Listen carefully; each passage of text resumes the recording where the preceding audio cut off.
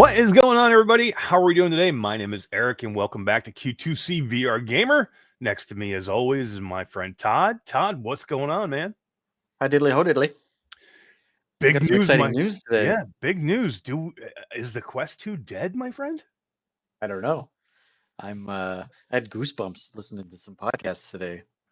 Yeah, so guys, you saw our catchy thumbnail, and we thought we would kind of talk about this before some of the news really comes out, so we can get our thought. You can get our thoughts on what we think is going to be coming this week, because some YouTubers have put some things out there, and we'll talk about them, and we'll talk about what might be coming, and if this really is a Quest 2 killer, and what does that term Quest 2 killer really mean, and what we think might be coming, and what form it might be coming in. So that's really what we're going to be talking about in this video, and I think we'll have some good points. We'll talk about some things that we think it might be. We'll talk about some price points. We'll talk about what we think a Quest 2 killer has to be, right, Todd? That's right. And I don't know. The speculation on the different manufacturers that could be coming out with this new Quest 2 killer is all over the gambit. So could it be an Apple product? Could Meta be coming out with their own new product and not told anybody? Or could it be something else?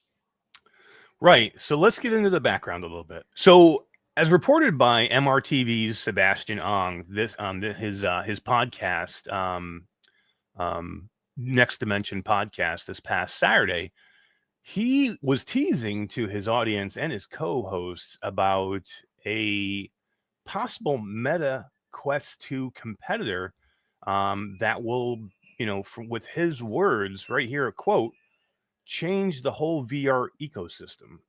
So when you start saying these things and teasing these things, everybody has to pick up on them, right, Todd? This is big news. This is huge news. Like the whole VR ecosystem will be changed, was his quote. Like that is prolific. Like what the hell is he talking? What does he know that he's not sharing, not allowed to share? Yeah.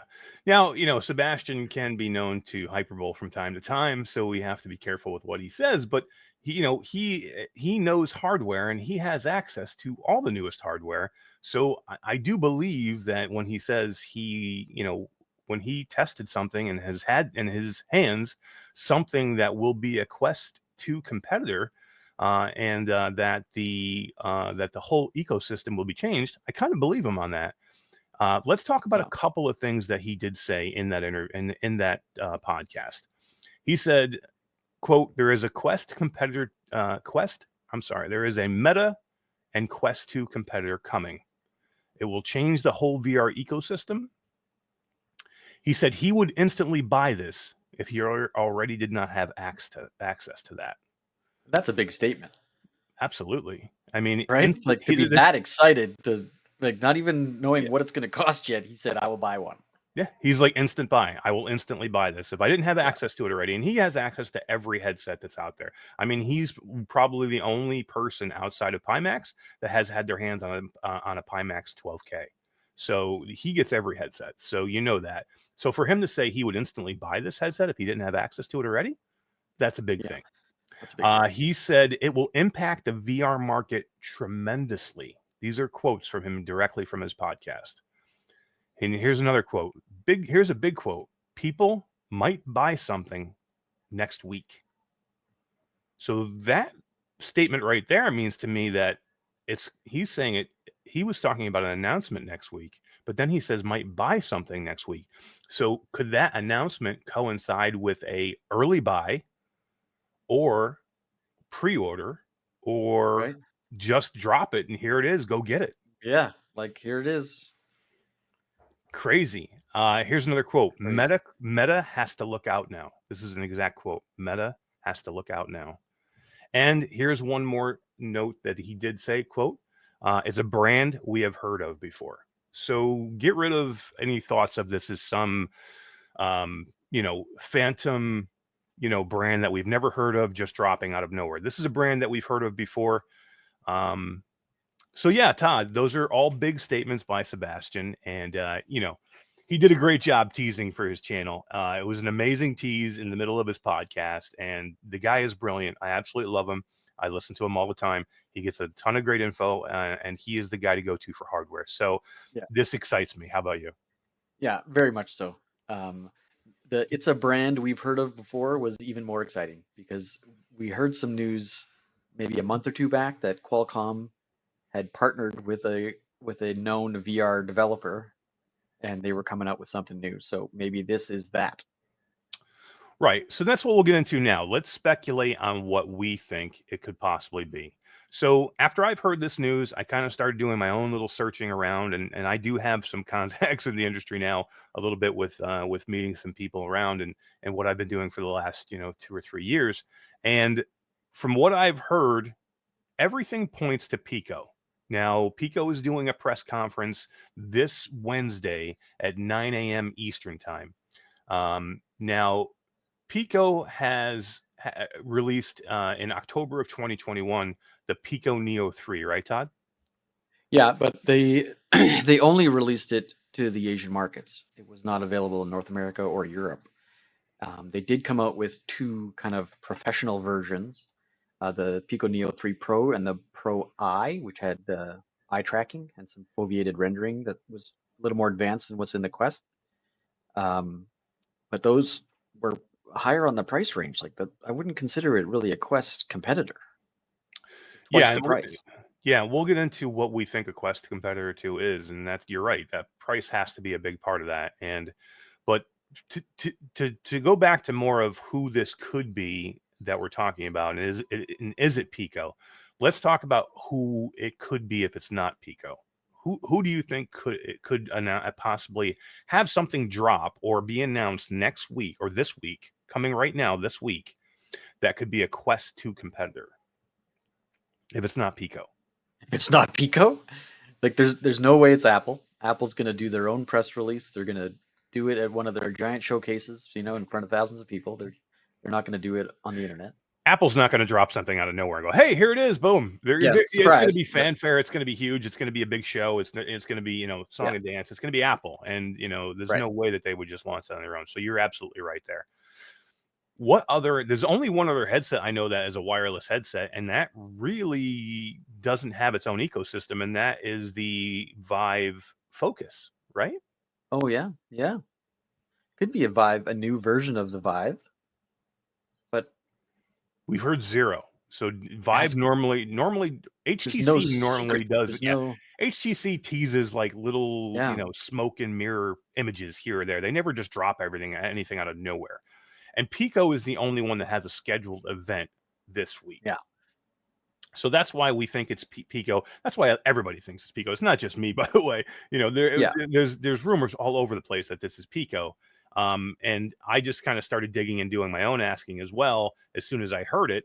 And I thought, can I pinpoint this a little bit more? And I have heard a few things, Todd, but we don't have any definite information. We're kind of going on conjecture and hearsay and different things that we hear people talking about and different things that we're reporting on things that other people have reported, and namely Sebastian. And he did do a Through the Lenses view today of this Quest 2 competitor that looked pretty astounding in the Steam home menu, right? Yeah, he did I think it was a 1 minute video or 2 minute video, just another little teaser, um, and showed what Steam VR's in-game menu, no home, like no Steam Home, but just the menu system, and the clarity difference between what you can see right now in your Quest and what he's showing inside whatever headset this is. It was noticeably different.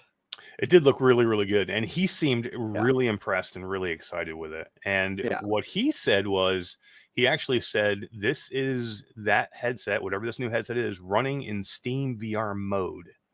Now, Steam VR mode is kind of a weird statement, right? He didn't say, I'm running through a link cable and running PC VR through a cable or, whatever. He said, I'm running in Steam VR mode.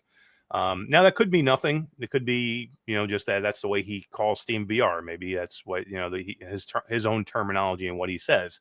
I usually wouldn't say if I'm going into Steam, I'm not going to say I'm going into Steam VR mode. Now, right. Steam VR mode is referenced several times in WMR headsets, like the HP Reverb G2 and other mixed reality headsets. Do we think it could possibly be anything from any of those? We haven't heard anything from a WMR headset in years, really. There is rumor about Samsung possibly having something, and I have talked to a few people today that have a thought that if it's not Pico, it could be Samsung with a surprise drop of, Samsung probably partnered with somebody else. You know what I mean? I don't think Samsung has everything they need in place to do something like that on their own, but I think Samsung could partner with somebody and drop something like that. That could be. That'd be kind of neat to see Samsung, someone a little different, getting into the game. That's a good sign for VR when you get mega manufacturers like Samsung. They do televisions, fridges, washer dryers, watches, and now virtual reality headsets, maybe. Yeah. So if it is Samsung, I don't know. I mean, we'd have to see what kind of headset they could actually put out right now. There has been talk and rumor about Samsung doing some type of standalone headset, but to me, that's all it is smoke and nothing there. I have really heard nothing substantial about Samsung. So that's why we both have kind of come to the conclusion that most people probably have, and that it's got to be Pico. It's got to be Pico, and possibly, Todd, most likely what the most likely suspect would be, which would be the Pico Neo 3, which launched last fall in China. Yeah. To finally bring that to a North American market would be huge for Pico, huge for Qualcomm.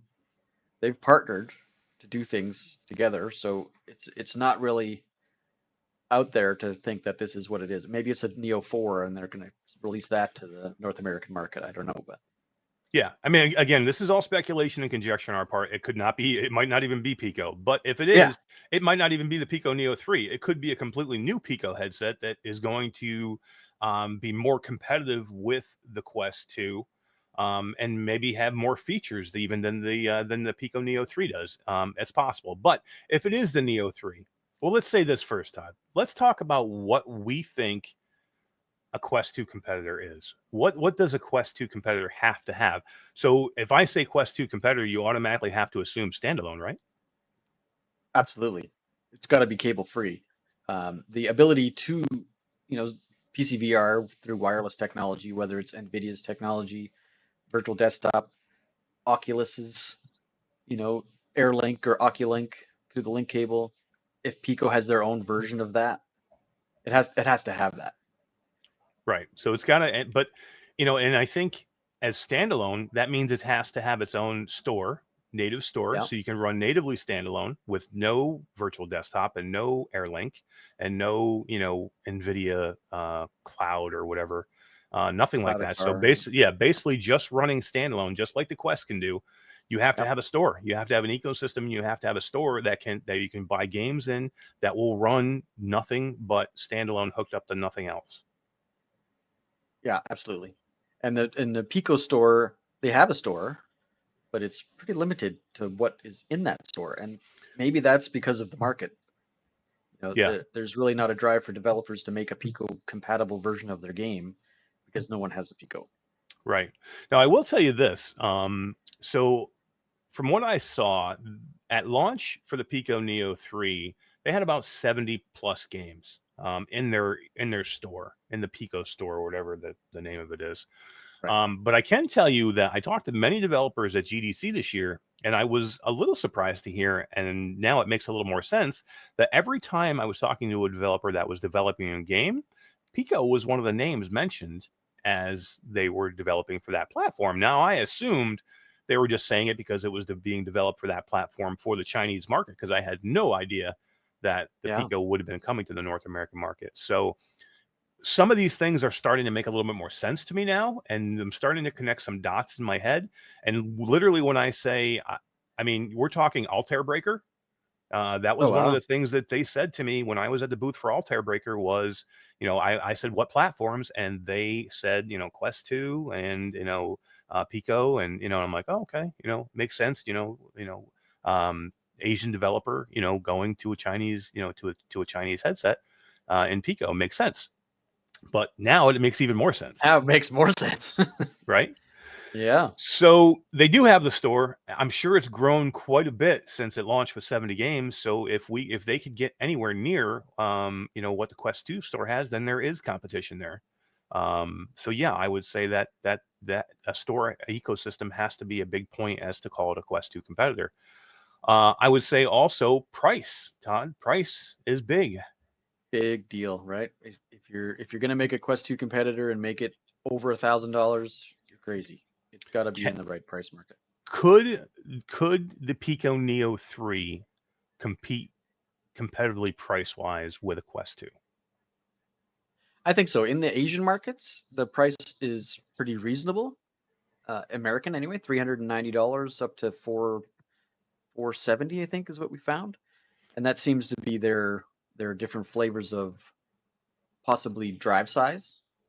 So 3 different versions of maybe 64, 128, and a 256 gig, something like that. Yeah, we really Probably haven't closer to been. 512 now, I would think, with the Yeah, new we really version. haven't been able to pinpoint exactly what their 3 versions are, but they do have 3 versions of the Pico Neo 3 that they sell. And I think you said North American price wise, it was 390 and 420, and what Yeah, was the last one? 470. 470. So you would assume, gigabyte size would be the difference in price there, but who knows? Yeah, We don't know for sure. But those prices, that's competitive in my eyes. yeah, I think so.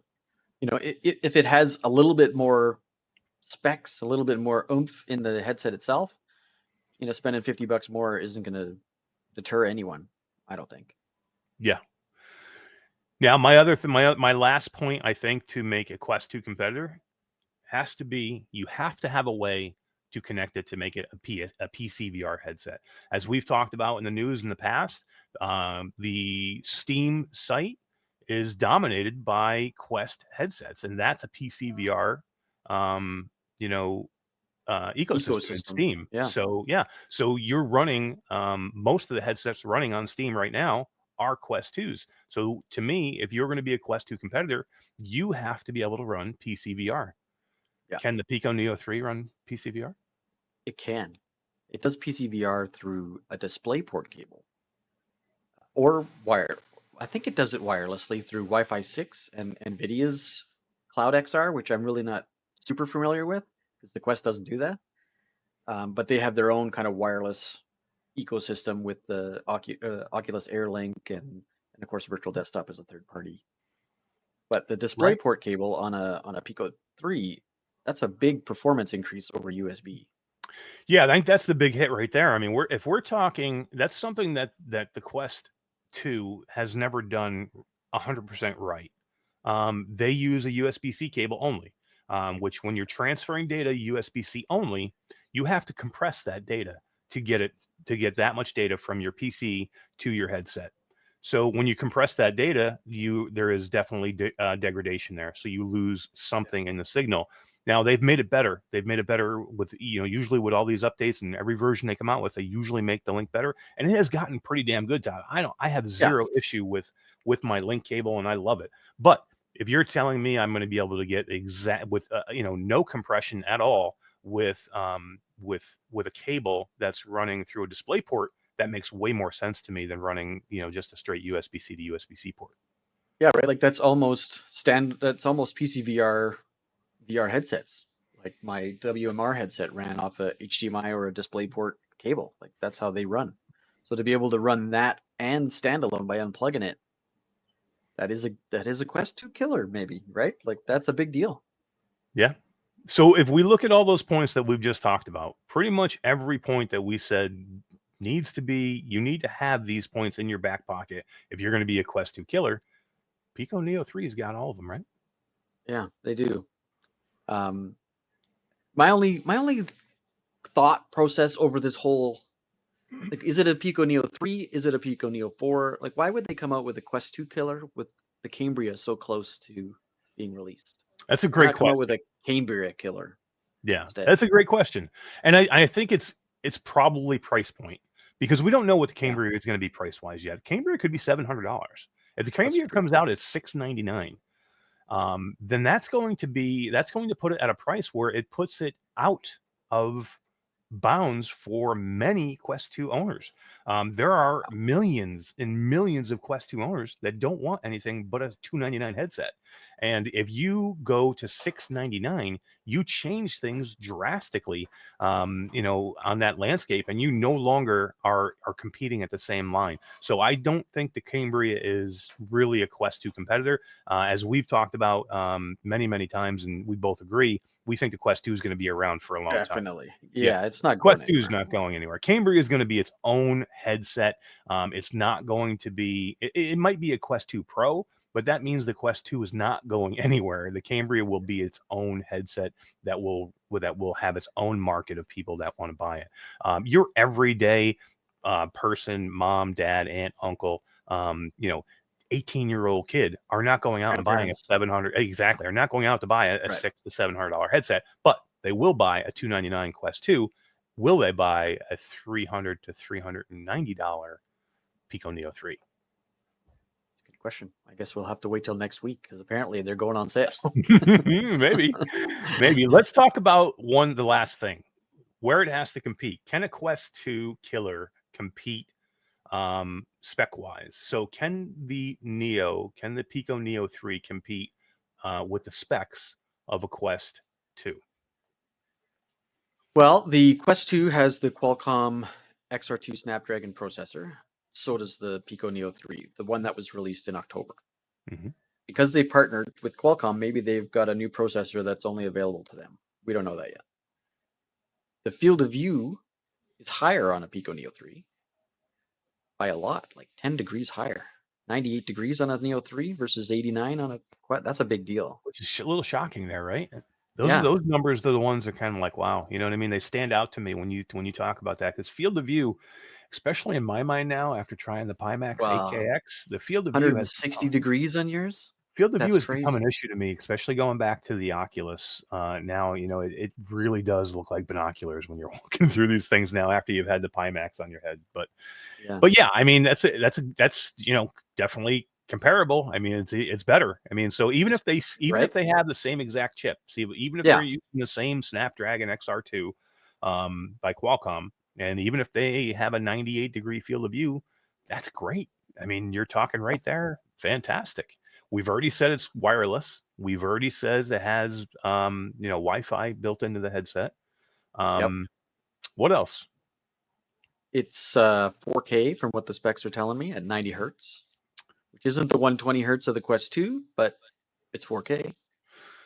Yeah, and 120 hertz is a bit of an enigma at the Quest 2, because it's really kind of there, but it's kind of not there, because it's available, but developers have to basically Push it, develop right? for that, Yeah, for the 120. So you can change it to 120, but if the game doesn't support it, doesn't matter if you change it or not, it's not going to work. that's right.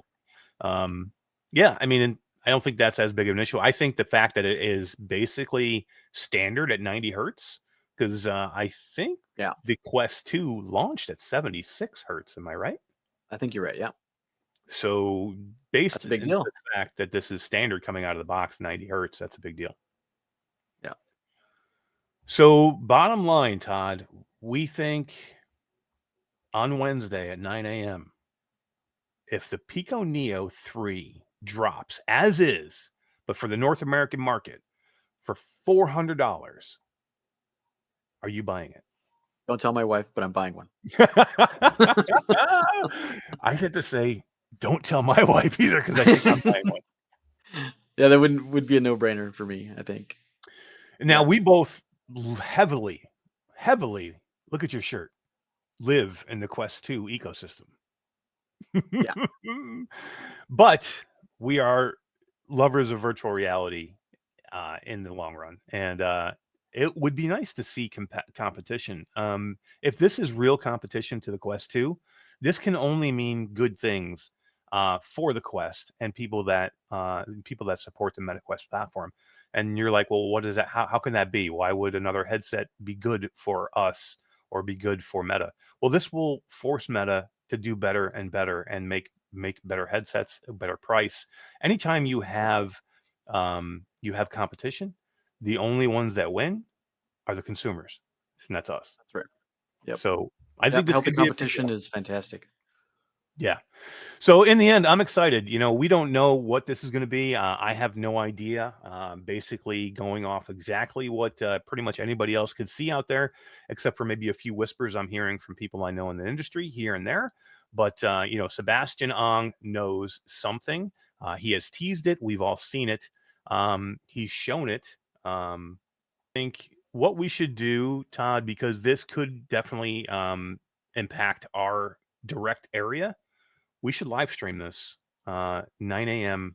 on Wednesday morning, and we'll live stream the event on the channel. You guys can come and hang out with us. We'll talk about it. We'll listen to it together. We'll talk about it afterwards, and we'll see exactly what is coming. And you might watch me and Todd scramble and buying it live on air. Right, live on air. We'll have to see who can get their phones out faster to get something on. I have more screens. I'll Yeah, you'll definitely beat me. But you're on McDonald's Wi-Fi, so I may have an upper That's hand true. there. Well, cool, man. This is exciting times. I like to hear these things. It's nice to have these things drop out of nowhere. I'm very excited to see whatever this might be, whether it be Pico, whether it be Samsung, whether it be something other than that.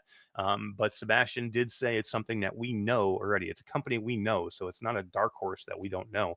But I'm excited to see it. I'm excited to see who this might be, and if it truly is a Quest 2 competitor, Todd. Yep. Stay tuned. We'll find out on Thursday. All right. That's it for us, guys. Thanks for joining us on this little quick impromptu get together. I just thought it would be it was a good topical thing that we should have done. I wanted to do before the announcement so we could get our speculations out there to either look like we're geniuses or either look like we're dumb. Yeah. We'll see. It'll be one or the other. Yeah. All right, guys. Take it easy. We'll see everybody on Wednesday morning.